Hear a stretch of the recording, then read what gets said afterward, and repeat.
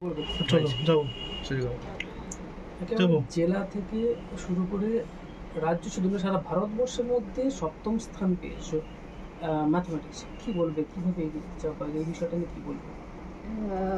খুবই খুশি আমি। এক্সপেক্ট তো করিনি, বাট জানি কি করব ভালো, বাট এতটা ভালো এটা এক্সপেক্ট করিনি, তো খুবই খুশি আমি। কোন কলেজ থেকে পড়ছো?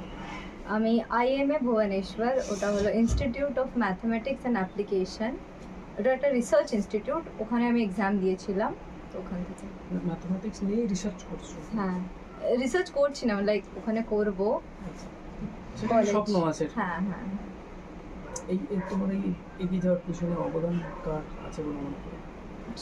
সবার একজন দিয়ে তো আর তৈরি হয় না একটা মানুষ, সবার অবদান আছে। মা বাবা, সোসাইটি, টিচার্স আর ফ্রেন্ডস, সবাই। ছোটবেলা থেকে স্বপ্ন কি ছিল? ছোটবেলা থেকে স্বপ্ন বলতে আমি ওরকম কখনো ছোটবেলা থেকে ফিক্সড রাখিনি যে আমি এই দিকেই যাব। আমি এটা জানি কি যেটা আমার পছন্দ হবে পরবর্তী, আমি সেরকম ভাবেই যাব। তো যেমন আমার ম্যাথস আর ফিজিক্সে খুবই ইন্টারেস্ট ছিল, তো আমার হঠাৎ মনে হলো কি আমার মনে হয় যেটা ইন্টারেস্ট আছে আমার সেই দিকেই যাওয়াটা বেটার হবে। এখন কি চাইছো, লক্ষ্যটা? এখন লক্ষ্য তো ওই রিসার্চ করাই লক্ষ্য আমার, রিসার্চ ইনস্টিটিউটে যাওয়া, রিসার্চ নিয়ে এগিয়ে যাওয়া, এটাই লক্ষ্য। আমি আমার 10th করেছিলাম তাম্রলিপ্ত পাবলিক স্কুল তমলুক থেকে। দেন আমি কলকাতা যাই, সেখানে শ্রী শ্রী একাডেমি থেকে, দুটোই ICSE বোর্ডের আন্ডারে। আর দেন আমি এখন IMA তে এক্সাম দিয়েছি, অ্যাডমিশন হবে। এই সাফল্যের পিছনে একার অবদান আছে বলে মনে করো?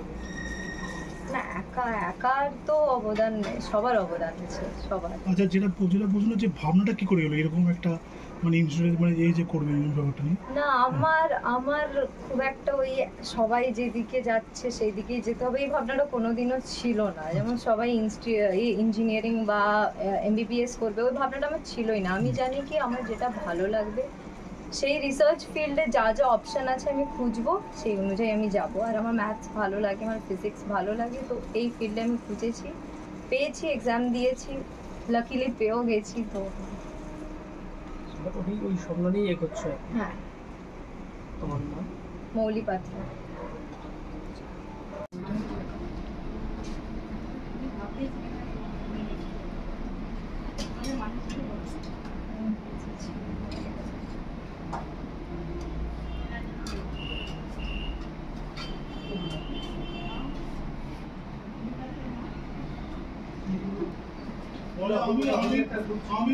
আমি পারবো নি, আমি বলতে